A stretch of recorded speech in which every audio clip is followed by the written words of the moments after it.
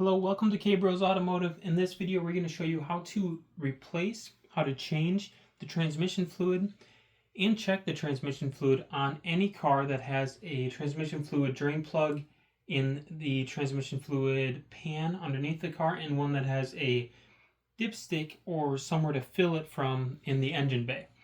Most older cars do, some newer cars still do. A lot of newer cars are stopping this, which means you have to take them in to get proper transmission fluid service, which is kind of unfortunate. However, let's go ahead and get started. The first thing you're going to want to do is find your transmission fluid dipstick. This is different than the oil dipstick, which will have the oil can logo on it. The oil dipstick will also have a low and high marking, where the transmission fluid dipstick is going to have a cold and warm or cold and hot marking, because transmission fluid levels in the transmission fluid pan vary depending on if the car has been running or not. So that's a good way to distinguish them.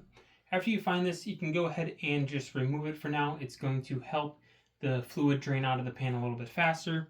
And the next thing you're going to want to do is find your transmission fluid pan. Now, I want to take a moment to tell you guys, if you are watching this video before we are at 1,000 subscribers, we are not getting paid for the ads that play in our videos. Many of you might have had to watch an ad on this video.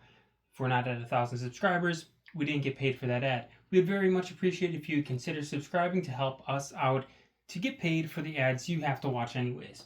So you're going to find the transmission fluid pan. Don't find the oil pan. The oil pan is typically deeper and is directly under the engine. Sometimes they're slightly asymmetric. You don't want to drain that one. You want to drain the transmission pan. The transmission fluid pan is typically more rectangular in shape. It's a little bit shorter, it's not as deep, and it's directly under the transmission instead of the engine block. Sometimes they'll be further back than the oil pan, which makes it easier to tell. You can tell in this video the transmission fluid pan is boxier and pretty shallow, especially compared to the oil pan. You're going to find the plug. You're going to want to put something to drain your fluid under the plug, and we are going to take the plug out and let the fluid drain. Now, keep in mind, we are going to need to measure how much fluid comes out of the car, because that's how much fluid we're going to put back in the car.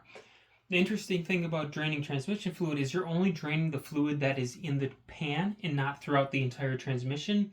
So we're not draining the entire capacity. We're only draining part of the capacity, so we have to measure how much comes out to know how much to put in.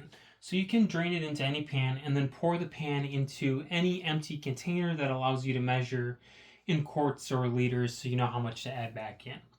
Now that we have drained all of our transmission fluid, you're going to screw the drain plug back in. Check the drain plug for any dirt or little pieces of sand that got in the threads, just so it goes in smoother and it'll be easier to take out later. Be careful not to cross thread it. Start it by hand and then torque it down.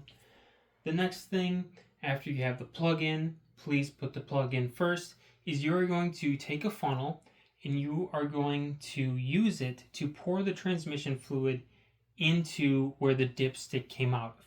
Some cars do have separate fill holes that you can use. However, most you can just fill it up straight from where the dipstick came out. And you are going to fill, again, the amount you measured out of the car. Very important that you do that. Measure it out, fill it up with that same amount. Go ahead and reinstall the dipstick. Now it's time to check our work. We're going to want to turn on the car and let it idle in park. It could also be in neutral, but put it in park and turn the car on. Let it idle. Go back under the hood. And the transmission fluid dipstick has to be checked with the car running. That's a very important thing. Otherwise, you're going to get a reading that says either way too high or way too low. Go ahead, open up the hood, pull the transmission fluid dipstick out, and take a look at the reading. If this is the first time the car has been started in a while, it should be near the cold marking. If the car was just running and you did this pretty quickly, then it should be towards the hot marking. And you can always check this again later. Say if you have to drive it for a while, you can always check it to see if it is up by the hot marking since it's been driving for a while. That's the last step. I want to thank you guys for watching this video, and thank you to all who have subscribed. We'll see you later.